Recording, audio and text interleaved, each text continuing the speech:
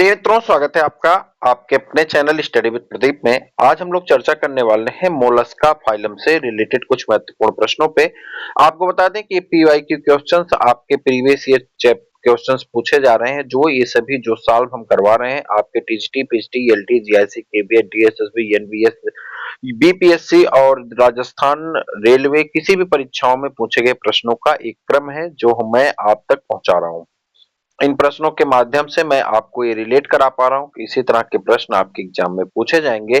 तो चलिए स्टार्ट करते हैं। पहला प्रश्न आपके सामने है, मोटा फाइलम से है और इसे हम लोग कोशिश करेंगे कि एक ही दिन में कंप्लीट हो जाए। ज्यादा प्रश्न नहीं, 15-16 प्रश्न इसमें। इकाइनोडर्मेटा के 40-42 प्रश्न है, तो पूरा आज हम लोग मोलस्का और इकाइनोडर्मेटा कवर करने वाले हैं। चलिए, पहला प्रश्न है, सुक्त जिसे ओस्टर्स कहते हैं और उसके बाद क्लैम्स क्लैम्सी कहते हैं और शंभु, सभी शंभु मतलब मोलस्का के सभी सदस्यों की बात कर रहा है कि सभी सदस्य होते हैं, यानी तीनों सदस्य जो हैं ये किसके संघ में आते हैं, यानी किस क्लास के अंतर्गत आते हैं? गैस्ट्रोपोडा के, सिफेलोपोडा के, बाइवेल्विया के या पॉलीप्लेकोफोरा के किस क्लास के अंतर्गत आते हैं? तो एलटी 2018 में पूछा गया प्रश्न है आपका, तो बाइवेल्विया के अंतर्गत आते हैं। तो आपका एक प्रश्न हो गया। कह रहा क्लैम्स जिसे क्लैम्सी कहते हैं, शंभु शंभु मतलब मोलस मुसल्स और उसके बाद सुक्त ओयस्टर्स, स्केलाप्स आदि मोलस्का संघ के सभी बाइवेल्विया के सदस्य होते हैं। इस जंतुओं के शरीर की दो कवच से ढके होते हैं और कैल्शियम कार्बोनेट का बना होता है। दोनों कवच आपस में लिगामेंट द्वारा जुड़े रहते हैं। शरीर के ऊपर का कवच प्राणी के कोमल हिस्सों की सुरक्षा करता है। घोंघे में गतिशील शुक्राणु कहलाते हैं। Motile sperm of Pila is known as, घोंघे में शुक्राणु जो है गतिशील शुक्राणु क्या कहलाते हैं? ओलिगोपाइरिन, यूपाइरिन और यूरिपाइलस और उसके बाद एपाइलस। तो सही आंसर है यूपाइरिन कहलाते हैं। और देखिए ये 3 से 4 बार पूछा गया प्रश्न है आपका। बी ऑप्शन आपका सही है, यूपाइरिन। अब देखते हैं क्या है इसका मतलब। घोंघे में दो प्रकार के शुक्राणुओं का निर्माण होता है, एक होता है यूपाइरिन टाइप का और ओलिगोपाइरिन टाइप का। यूपाइरिन का ये छोटे धागेनुमा पुच्छ युक्त होते हैं, ये गतिशील मोटाइल होते हैं और निषेचन के लिए योग्य होते हैं। दूसरा कह रहा है ओलिगोपाइरिन, ये बड़े तंतुनुमा और पुच्छ युक्त होते हैं, ये अगतिशील यानी नॉन मोटाइल होते हैं तथा निषेचन के योग्य नहीं होते हैं। कह रहा है ये नॉन मोटाइल होते हैं, कौन? ओलिगोपाइरिन नॉन मोटाइल होते हैं और पुच्छ युक्त होते हैं, तंतुनुमा होते हैं, ये अगतिशील होते हैं और निषेचन के योग्य नहीं होते हैं। ये मेजर लाइन है कि ये ओलिगो जो है ये निषेचन योग्य नहीं होते, जबकि ये निषेचन में योग्य होता है, मोटाइल होता है। ठीक है, पुच्छ युक्त तो धागेनुमा और ये छोटे होते हैं। ओलिगोपाइरिन शुक्राणु पाए जाते हैं। ओलिगोपाइरिन शुक्राणु ब्यूचेरिया में पाए जाते हैं, पाइला में पाए जाते हैं, एंटीडॉन में पाए जाते हैं, ओबिलिया में पाए जाते हैं। तो किस में पाए जाते हैं? पाइला में पाए जाते हैं। आगे आ जाते हैं। अगला प्रश्न आपके सामने है कि पाइला में वायु शोषण होता है। पाइला में वायु शोषण होता है यानी गैसेस एक्सचेंज किसके द्वारा हो पाइला में? तो फुफ्फुसी कोश में होता है। किसमें होता है? फुफ्फुसी कोश में होता है। Aerial respiration in Pila occurs from the pulmonary sac. Pila एक मोलस्का है, यह एक उभयचर है अर्थात जल तथा भूमि दोनों पर रहने के लिए अनुकूलित होता है। यह जल में गिल द्वारा तथा भूमि पर फुफ्फुसी कोश द्वारा शोषण करता है। पाइला किस प्रकार के जीवन के लिए अनुकूलित है? पाइला जो है किस प्रकार के जीवन के लिए अनुकूलित है? Pila is adapted to leads life, तो किस प्रकार की? एरियल, एक्वेटिक, एम्फीबियस या बेंथिक, तो किस प्रकार की लाइफ के लिए?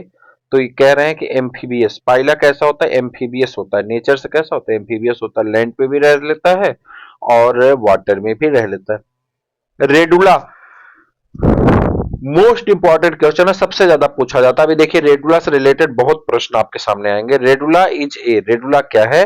तो रेडुला जो है इसमें देखिए पाचन अंग है पाइला का, यूनियो का श्वसन अंग है, पाइला का जननांग है, तारामीन का श्वसन अंग है।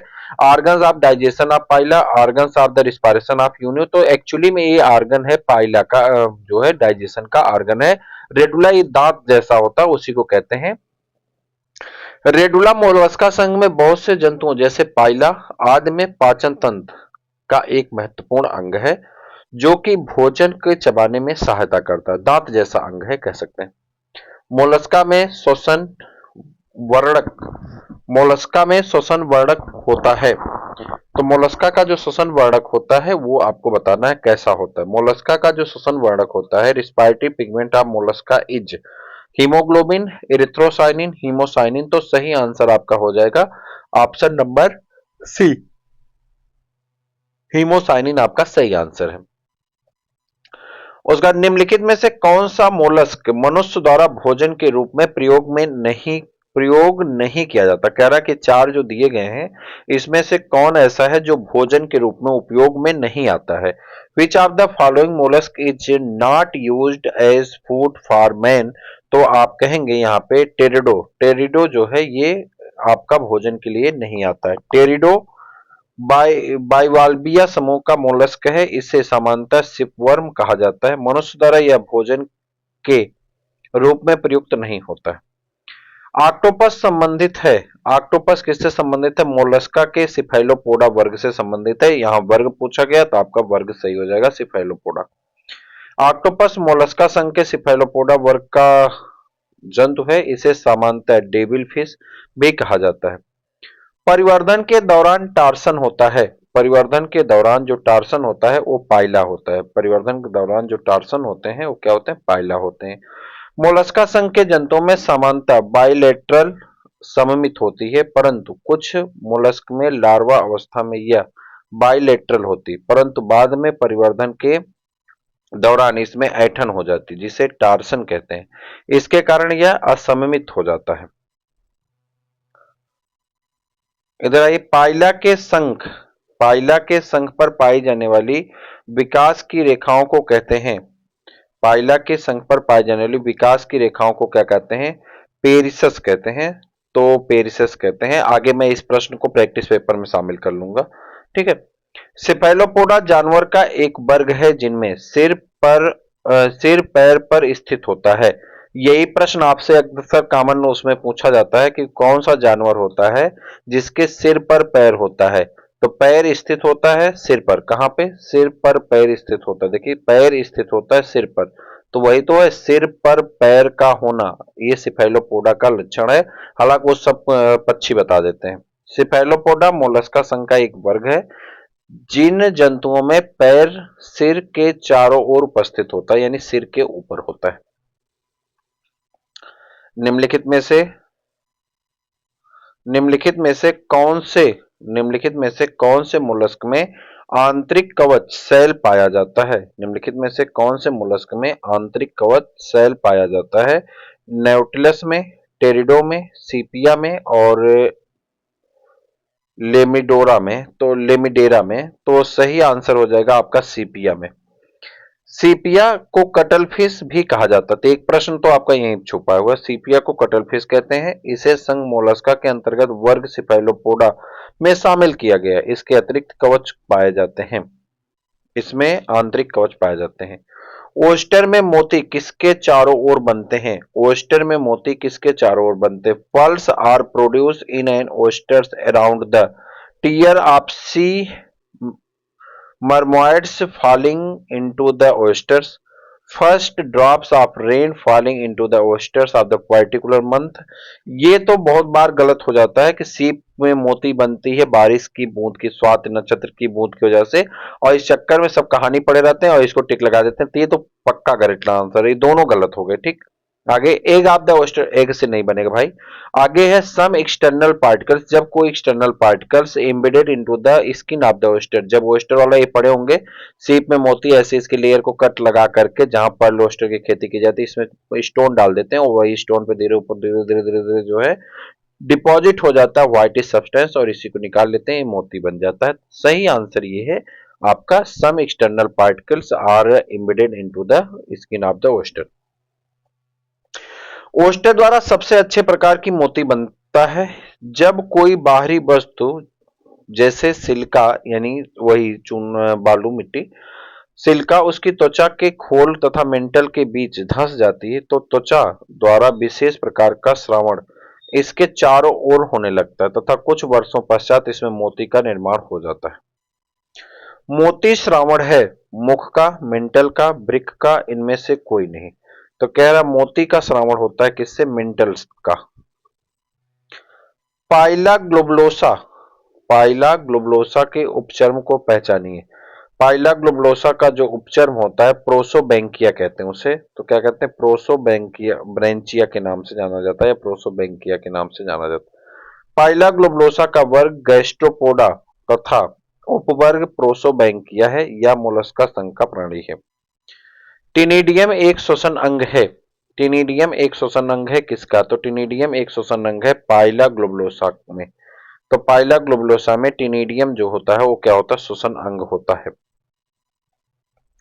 और इसके बाद आ जाते हैं, यहाँ पे दिया है, कह रहा है कि टिनिडियम एक प्रकार का श्वसन अंग है जो कि पाइला संघ के जंतुओं में पाया जाता है। पाइला ग्लोबुलोसा मोलस्का संघ का एक प्राणी। निम्न में से कौन सा जंतु बायोलुमिनेसेंट है?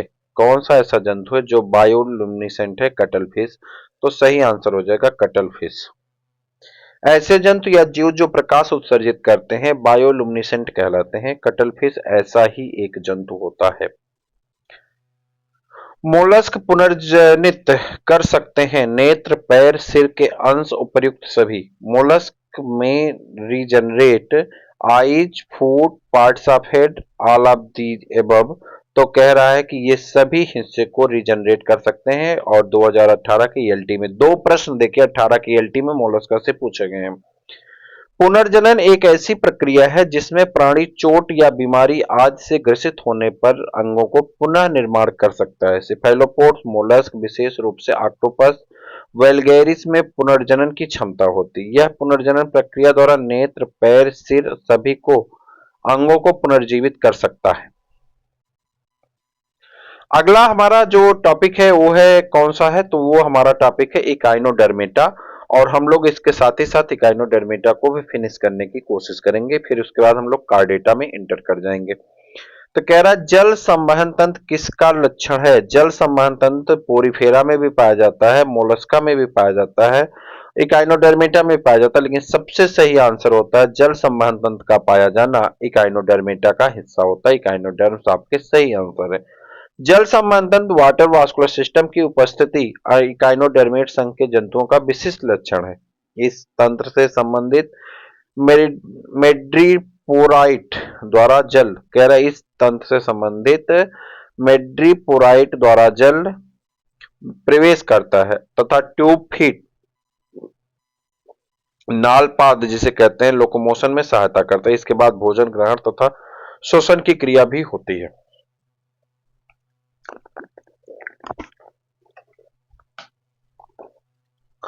आगे बढ़ते हैं। अगला प्रश्न आपका, जल संवहन तंत्र किसका लक्षण? सेम क्वेश्चन वही है। जल संवहन तंत्र एस्ट्रेसियस का है। एस्टेरियास मतलब होता है वही आपका तारा मछली। तो तारा मछली किसका मेंबर है? वो इकाइनोडर्मेटा का है। एस्टेरियास या तारामीन संघ इकाइनोडर्मेटा का अपृष्ठवंशी प्राणी है जो केवल समुद्री जल में पाया जाता है। इनमें गमन के लिए नालपादों से संबंधित एक जल संवहन तंत्र पाया जाता है। इसमें मेड्रियोपोराइट से होकर समुद्र जल में बहता है। निम्नलिखित में से कौन सा निस्यंदन भोजी नहीं है? एस्ट्रेस कौन सा है? एस्टेरियस। प्रश्नगत विकल्पों में एस्टेरियस निस्यंदन भोजी या फिल्टर फीडर नहीं है। फिल्टर फीडर भोजन ग्रहण करने की एक विधि है जिसमें फिल्टर फीडर भोजन ग्रहण करने की एक विधि है जिसमें जलीय जंतु जैसे कि clams, crimes, क्रिल्स, sponge, valine, well आदि जल के निलंबित भोज्य पदार्थों के कणों को छानकर ग्रहण करते हैं। इस कार्य हेतु मुख में विशेष प्रकार के अंग पाए जाते हैं। मैड्रीपोराइट संबंधित है। मैड्रीपोराइट किससे संबंधित है? स्पंज में नाल तंत्र से, प्राण में जनन से, तारामीन में जल संवहन तंत्र से या प्राण में श्वसन से। तो कह रहा है कि water vascular system in starfish सही आंसर है। मैड्रीपोराइट्स जो है इससे संबंधित, यहीं से पानी इसमें इंटर करता। 2011 के पीजीटी में पूछा गया प्रश्न है। संघ इकाइनोडर्मेटा के जंतुओं में जल संवहन तंत्र की उपस्थित इनका एक अद्वितीय लक्षण होता है। तारामीन इसी संघ का एक जंतु है। इसमें 5 भुजाएं होती हैं। इसके पश्च सतह पर केंद्र से लेकर थोड़े प्लेटनुमा संरचना होती है जिसे मेड्रीपोराइट कहते हैं। इसके महीने महीन छिद्र जल संवहन तंत्र में खुलते हैं। निम्न में से कौन से सिलिंड्रेट्स के सम्मिलित नहीं है? सिलिंड्रेट में सम्मिलित नहीं, समुद्री पेन, समुद्री फेदर और उसके बाद जो है यहाँ पे समुद्री कुकुम्बर, समुद्री पंखा। Which of the following does not belonging to the phylum coelenterates? तो सही आंसर हो जाएगा सी कुकुम्बर्स। समुद्री कुकुम्बर इकाइनोडर्मेटा संघ का जंतु है। इसका वैज्ञानिक नाम होलोथ्यूरिया है। विकल्प में दिए गए अन्य जंतु सिलिंड्रेटा से संबंधित है। कौन इकाइनोडर्मेटा संघ का प्राणी है? कौन इकाइनोडर्मेटा संघ का प्राणी है? सी कुकुम्बर्स। संघ इकाइनोडर्मेटा का लक्षण है। संघ इकाइनोडर्मेटा का लक्षण है जल संवहन तंत्र का पाया जाना और हिमल तंत्र का पाया जाना, दोनों इसका सही आंसर हो जाएगा। इकाइनोडर्मेटा संघ के जंतुओं में जल संवहन तंत्र, हिमल तंत्र तथा पेरीहिमल तंत्र विशिष्ट लक्षण होते हैं। इन तंत्रों का निर्माण इनकी वास्तविक सीलोम गुहा से होता है। हिमल तथा पेरीहिमल तंत्र रुधिर परिसंचरण का कार्य करते हैं तथा जल संवहन तंत्र चलन, भोजन को पकड़ने तथा श्वसन में सहायता करते हैं। निम्नलिखित में से किस संघ के प्राणी विशेष रूप से समुद्री हैं? Porifera, Mollusca, Echinodermata. उपयुक्त में से एक से अधिक, उपयुक्त में से कोई नहीं। तो कह रहा है इकाइनोडर्मेटा।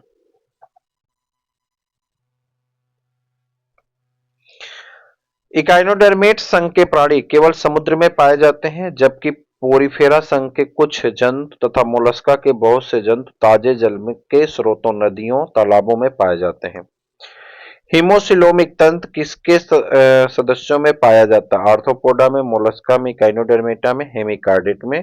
तो कह रहा है haemocoelomic system is found into the members of. तो ये पाए जाते हैं जो है हीमोसिलोमिक सिस्टम, तो आर्थ्रोपोडा में पाए जाते हैं। कह रहा है इकाइनोडर्मेटा संघ के जंतुओं में रुधिर संवहन तंत्र, ब्लड वास्कुलर सिस्टम, हीमल तंत्र या पेरीहीमल तंत्र का होता है। यह खुले ओपन प्रकार का होता है तथा सिलोम से उत्पन्न होता है। संघ आर्थ्रोपोडा तथा मोलस्का में खुला तंत्र होता है जिसमें हीमोसील कहते हैं। और ये पूछ कह रहा है haemocoel systems is found in the members of. तो ये प्रश्न में आपका 2 आंसर हो रहा है, इसलिए यहाँ स्टार लगा करके इस आंसर का उत्तर नहीं दिया गया। एक जंतु जिसमें वयस्क अरी सममित दिखाता है पर इसका लार्वा द्विपार्श्व सममित प्रदर्शित करता है। कह रहा है एक जंतु है जिसमें वयस्क अरी सममित दिखाता है तथा इसका लार्वा द्विपार्श्व सममित प्रदर्शित करता है। वह संघ कौन है? वह सदस्य कौन है? तो कह रहा है एस्ट्रेस, मतलब इकाइनोडर्मेटा के मेंबर में देखा जाता है। इकाइनोडर्मेटा संघ के जंतुओं में लार्वा अवस्था में द्विपार्श्वी सममित होती है, परंतु वयस्क अवस्था में यह अरी हो जाती है। एस्ट्रियास इसी संघ का जंतु है। इसे सामान्यतः तारामीन या जो है आपकी क्या कहते हैं, स्टारफिश कहते हैं। वर्ग बाइवाल्विया, वर्ग बाइवाल्विया को भी कहते हैं, क्या कहते हैं? Class Bivalvia is also known as, इसे कहते हैं पेलिसिपोडा, पेलिसिपोडा के नाम से जाना जाता है। वर्ग बाइल्बिया को पेलिसिपोडा या पालिसिपोडा के नाम या लेम्बरी बैंक्रिएटा भी कहते हैं। कह रहे लेम्बली ब्रेकिएटा कहते हैं, पालिसिपोडा कहते हैं, बाइल्बिया को कहते हैं। इसमें कवच के 2 भागों होते हैं जिसमें यूनियो आता है, पिंकटाडा आता है और ये दोनों मोलस्का के सदस्य होते हैं। गलत जगह ये प्रश्न आ गया इकाइनोडर्मेटा के अंतर्गत, वो एक अलग का मैटर है। इकाइनोकोकस ग्रेनुलोसस का प्राथमिक पोषक कौन है? Primary host of the Echinococcus ग्रेनुलोसस सीप है, डॉग है, ह्यूमन है, पिग है। तो आप कहेंगे इसका सही आंसर हो जाता है आपका इकाइनोकोकस ग्रेनुलोसा का परजीवी जंतु है। कह रहा है एक परजीवी जंतु है जो कुत्तों, बिल्लियों, लोमड़ियों आदि के आंत में परजीवी रूप में पाया जाता है, जो कि प्राथमिक पोषक है। कभी कभी मनुष्य भी इसका पोषक हो जाता है। तो अब इसमें से क्या दिया गया था? यहाँ पे डॉग दिया गया था, डॉग आपका सही आंसर हो गया, यानी कुत्ता। Aristotle's lantern is connected with, यानी अरस्तु की लालटेन किससे संबंधित है? अरस्तु की लालटेन जो संबंधित है चबाने के लिए यानी मेस्टिकेशन के लिए, और ये दांत का काम करती हैं इकाइनोडर्मेट्स में। अरस्तु की लालटेन यानी इकाइनोडर्मेट्स संघ के वर्ग इकाइनो इकाइनाइडिया के जंतुओं जैसे कि इकाइनस समुद्री अर्चिन में पाई जाती हैं। यह इसका चबाने का अंग है जो चलने में भी सहायता करता है। इसका आकार ग्रीक के प्राचीन समुद्री जहाजों की लालटेन से मिलने के कारण इसके नाम रखे जाते हैं। अरस्तु लालटेन पाया जाता है। Aristotle's lantern occurs in Aristotle lanterns occur in Echinoidea में। अरस्तु की लालटेन किस वर्ग का लक्षण है? इकेनोइडिया, फिर वही आ जाएगा आपका सही आंसर है इकेनोइडिया में। और उसके बाद सितारा मछली का श्वसन अंग है, यानी respiratory organ of starfish is are, तो क्या कहेंगे? पैपुली है। क्या है? रिस्पायरेटरी ऑर्गन क्या है? पैपुली है। सितारा मछली के शरीर का आकार तारा जैसा होता है। इसके शरीर में डिस्क और 5 भुजाएं होती हैं जिसे कड़े प्लेट से ढकी रहती हैं। इनके ऊपरी सतह पर कांटेदार रचनाएं होते हैं। इनके मध्य त्वची ब्रैंकी या पैपली उपस्थित होते हैं जो श्वसन तथा उत्सर्जन का कार्य करते हैं। एपीमार्फोसिस का तात्पर्य है, epimorphosis is the means of the regeneration of the lost part, यानी जो पार्ट आपके विलुप्त हो चुके हैं उसका पुनः से उत्पादन हो जाना। शरीर के किसी कटे हुए भाग या फिर से पुनः बन जाना एपोमार्फोसिस कहते हैं, जैसे तारा मछली, जबकि किसी एक कटे हुए भाग से पूरे जीव का बन जाना मार्फोलेक्सिस कहते हैं, जैसे अमीबा, हाइड्रा आदि। तारा मछली के अंडे होते हैं homolecithal, telolecithal, microlecithal, oligolecithal. The egg of the starfish are, तो होमोलेस्थल। कैसा होता है? होमोलेस्थल होता है। तारा मछली के अंडे होमोलेस्थल होते हैं। इसमें पीत पूरे अंडे के समान रूप से वितरित होता है। यद्यपि इसमें पीत की मात्रा कम हो जाती है। विकल्प में होमोलेस्थल होने के कारण उपर्युक्त विकल्प ए आपका सही हो जाता है। इकाइनोडर्मेटा में एम्बुलेक्रल तंत्र का प्रमुख कार्य है। इकाइनोडर्मेटा में एम्बुलेक्रल तंत्र का प्रमुख कार्य है परिसंचरण, गति, सुरक्षा, भोजन संचय। Main function of the ambulacral systems in echinoderms is, तो ये सही है आपका मूवमेंट, गति। एम्बुलेक्रल तंत्र इकाइनोडर्मेटा संघ के जंतुओं का विशिष्ट लक्षण है। इसमें ट्यूब फीट यानी चलनपाद नामक संरचना होती है जिसका प्रमुख कार्य चलन में सहायता करना। इसके अतिरिक्त यह श्वसन तथा भोजन के शिकार में भी सहायता करता है। उसके बाद Tadman's body are one of the essential part of the umbilical system of the starfish and are closely associated with, तो रिंग कैनाल। टाइडमैन्स बॉडीज को सामान्यतः रेसिमोज ग्रंथ भी कहते हैं। ये पीले रंग की छोटी थैलीनुमा संरचनाएं हैं जो कि अंदर की तरफ बलय नाल में खुलती हैं। स्टोन नाल जहां पर रिंग कैनाल में खुलती वहां पर एक टाइडमैन्स बॉडी होती है। एस्टेरियस तारा मछली में स्टोन कैनल छोड़ती हैं। रिंग कैनल या पोलियन वेसिकल, रिंग कैनाल या रेटिनल कैनाल्स को, मेड्रीपोराइड तथा रिंग कैनल को, और उसके बाद मेड्रीपोराइड तथा पोलियन वेसिकल को। तो कह रहा है मेड्रीपोराइड तथा रिंग कैनल को ये जोड़ने का काम करती हैं। एलटी का प्रश्न है 2018 का, देख लीजिए। स्टारफिश की जल संवहन प्रणाली हाइड्रोलिक सिद्धांत पर कार्य करती है। इस प्रणाली के माध्यम से स्टारफिश की गति, भोजन ग्रहण, श्वसन तथा उत्सर्जन की क्रिया संचालित होती है। स्टारफिश के जल संवहन प्रणाली में मेड्रीपोराइड एवं stone canal, ring canal, radial canal, lateral canal, Polian vesicle, Tiedemann bodies आज सम्मिलित है। स्टोन कैनल मेड्रिपोराइट तथा रिंग कैनल को जोड़ती है। मेड्रिपोराइट से जल का प्रवेश होता है, इसके बाद स्टोन कैनल द्वारा रिंग कैनल में जाता है। तारा मछली के पेडिसेलियरी का मुख्य कार्य क्या है? तारा मछली के पेडिसेलियरी का मुख्य कार्य क्या है? तो तारा मछली के पेडिसेलियरी का मुख्य काम क्या होता है? अपमार्जन यानी क्लीसिंग का काम करते हैं। तारा मछली इकाइनोडर्मेट संघ का अपृष्ठवंशी जंतु है जो केवल समुद्री जल में पाया जाता है। इसके शरीर का आकार तारा जैसा होता है। शरीर के डिस्क और 5 भुजाएं होते हैं जो कड़े प्लेट से ढकी होती हैं। ऊपरी सतह पर अनेक कांटेदार रचनाएं होती हैं। तारा मछली की पेडिसलेरी रूपांतरित कंटक के समान दिखती हैं। इनमें 2 जबड़े होते हैं। इनके प्रमुख काम शरीर की सतह को स्वच्छ बनाए रखना है, साथ ही यह एक सुरक्षा में भी सहायता करती है।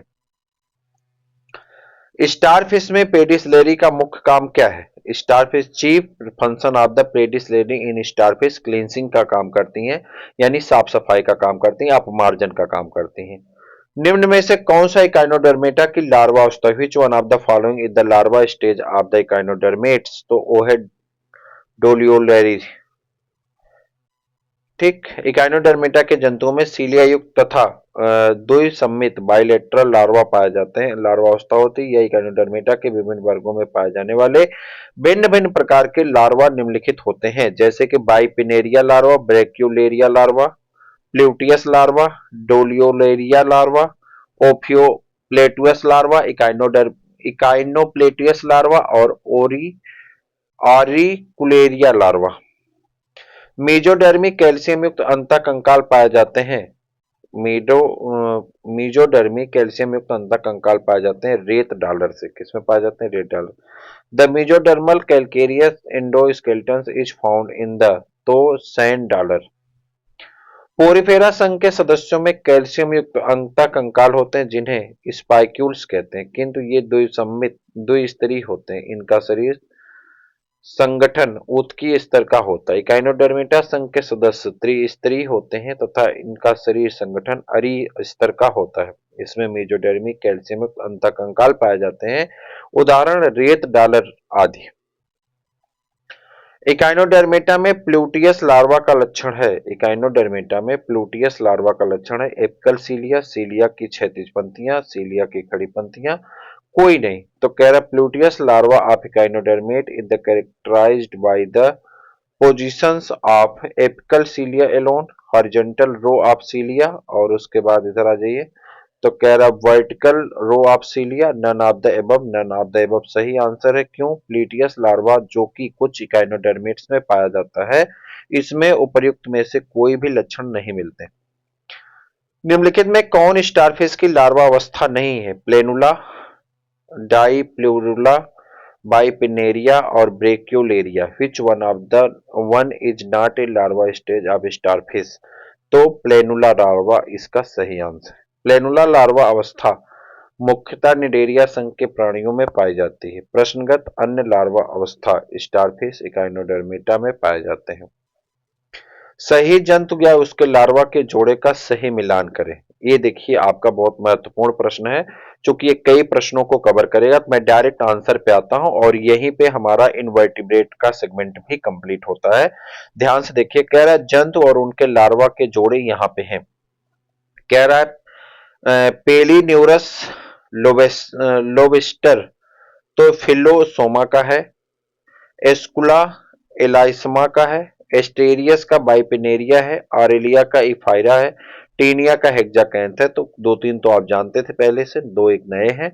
तो ये भैया ये आपका था इकाइनोडर्मेटा और मोलस्का और इकाइनोडर्मेटा का प्रैक्टिस पेपर आपका पूरा हुआ।